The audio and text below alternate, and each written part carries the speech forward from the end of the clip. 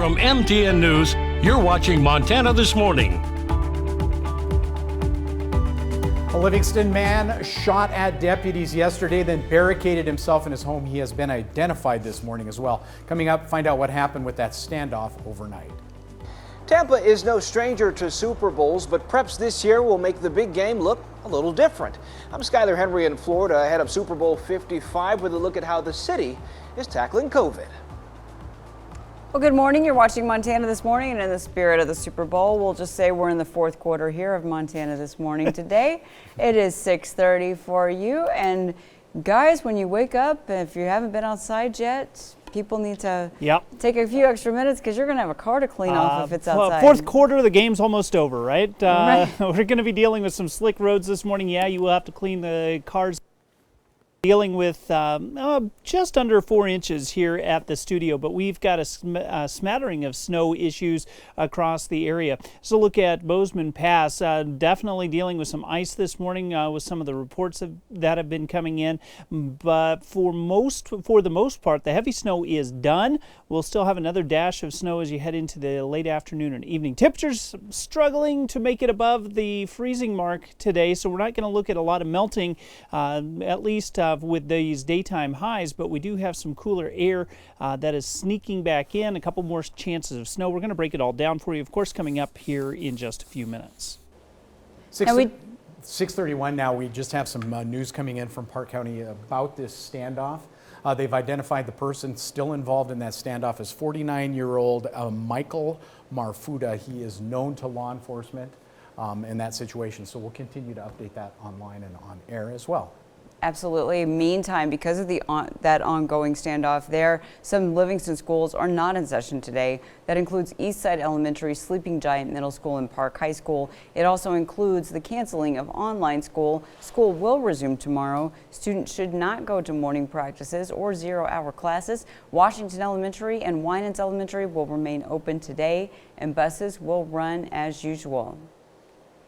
Now, the Livingston Police Department does tell us that they are still investigating that standoff, but they haven't so far given a lot of details until the recent updates. Last night, the Park County Sheriff's Office confirmed that the man barricaded himself inside his home after that altercation with authorities yesterday afternoon. The man allegedly shot at responding deputies as they arrived at the Vista View Trailer Park just across from Park High School. Now, according to Sheriff Brad Bickler, no one was hit and no officers returned fire. Law enforcement evacuated the neighborhood and instructed the surrounding neighborhood to shelter in place. The sheriff told MTN News deputies first arrived on the scene about 1:30 in the afternoon and then used a drone to get a better look at the home and its surroundings.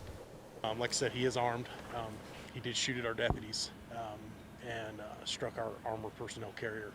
So we are dealing with that type of subject now. So it's a relatively violent situation at the moment.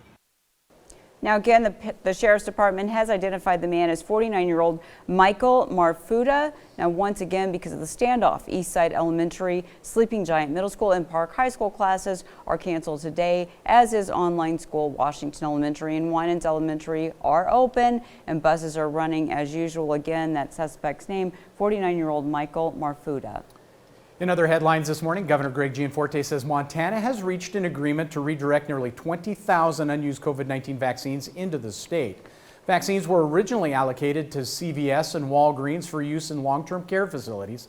Governor Gianforte said federal officials identified about 19,500 doses that will not be needed. Says the state asked the federal government to allow reallocation of the vaccines, and that move now has approval. The state will order the vaccines this week and direct them to hospitals around the state. Hospitals will then work with local partners to set up community vaccine clinics in the coming weeks. Every dose Montana receives is critical, which is why I promised you in my first week in office that we wouldn't let vaccines sit on the shelves.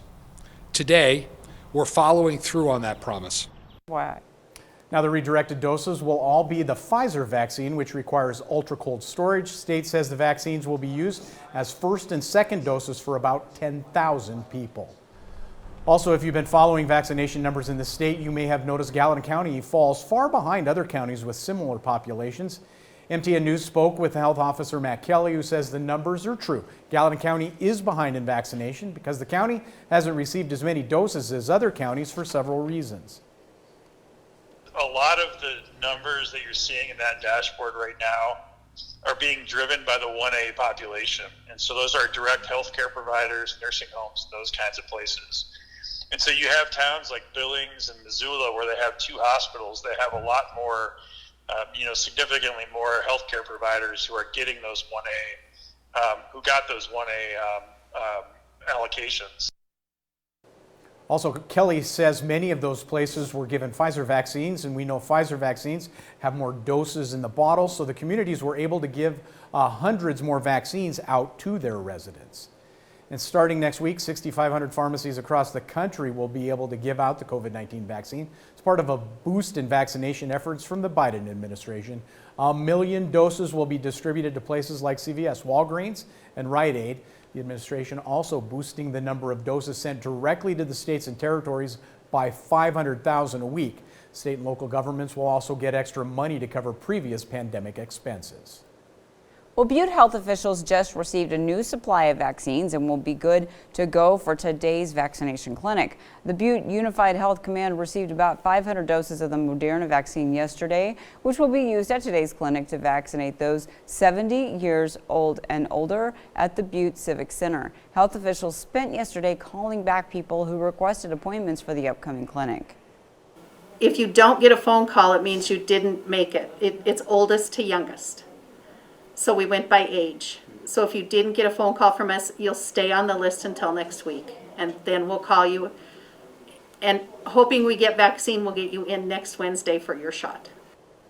And today's clinic runs from 9 this morning until 1 in the afternoon.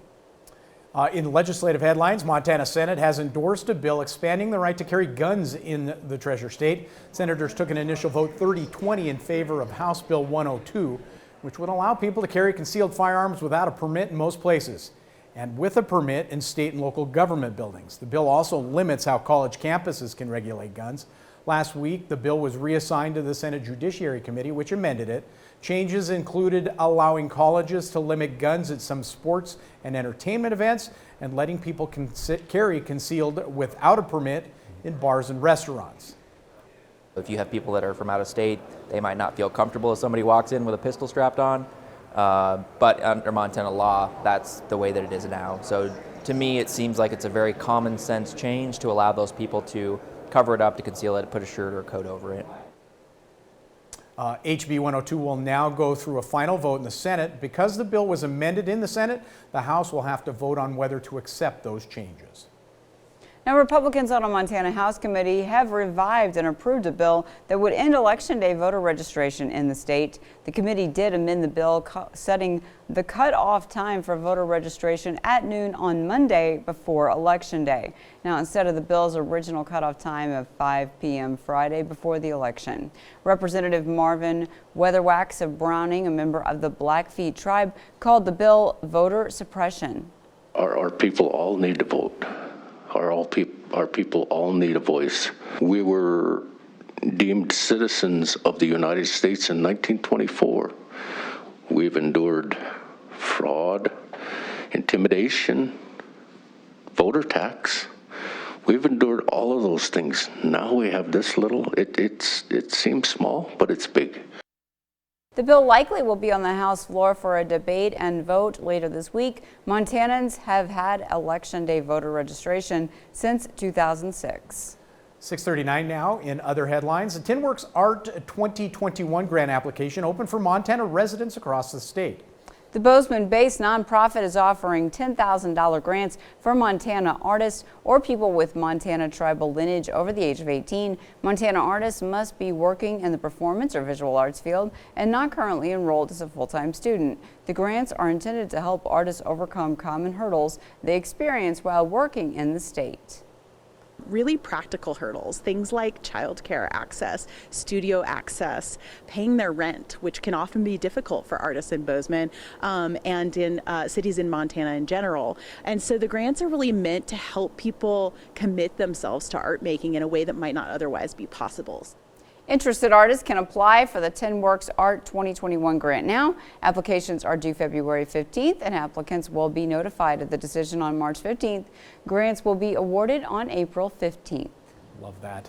6:49 now. Despite a pandemic that forced many changes this season, Super Bowl 55 kicking off this Sunday.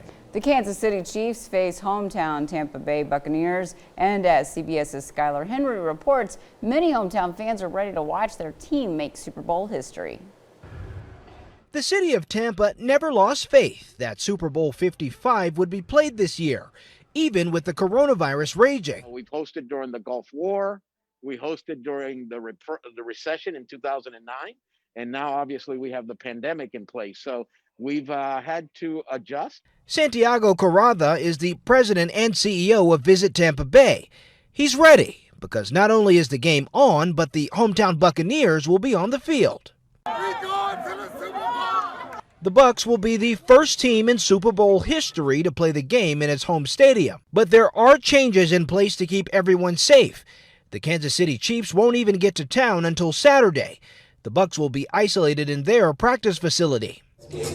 As for the fans, there will be far fewer, but with the Bucs in the game, locals will be out in force. It's awesome to be here, to be a resident. Are you worried? Are you confident? Where's your mind with all this?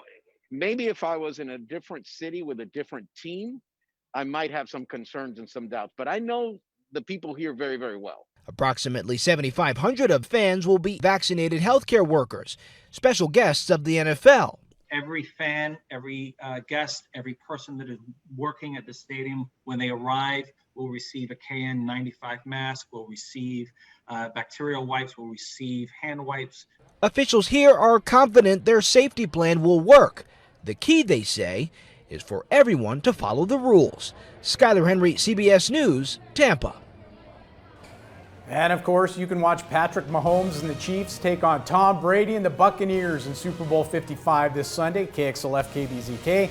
Our coverage begins 9:30 Sunday morning with the big game set to start at 4:30 in the afternoon. Afterwards, catch the premiere of The Equalizer, followed by a special edition of the MTN 10 o'clock news, or whenever it happens to air, not necessarily at 10. Absolutely. Always something to see even during a pandemic. That's going to be one to watch. The Chiefs and the Buccaneers, Tom Brady and Patrick Mahomes, a classic matchup. Yeah, it's going to be amazing. Meantime, we're going to take a break. When we come back, the snow shovels this morning. It's hard to picture fire season, but California already setting records for wildfires this year. After the break, find out just how tough it is for firefighters there. But first, here's a look at what you'll see at 7 on CBS This Morning. Good morning. Ahead on CBS This Morning, the latest on AstraZeneca saying its COVID vaccine not only prevents the virus, but slows the spread of the virus as well. Plus this, West Virginia Senator Joe Manchin joins us. He supported the Democrats' resolution in favor of the president's COVID relief package. We'll talk to him about why his vote comes with a warning.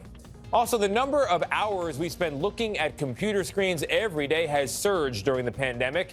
In our morning rounds, we'll show you what you can do to protect your eyes. And 30 years ago, Whitney Houston gave an unforgettable performance of the national anthem at the Super Bowl. Hear how this year's performers are channeling Houston's spirit. Pretty good idea. We'll see you at 7.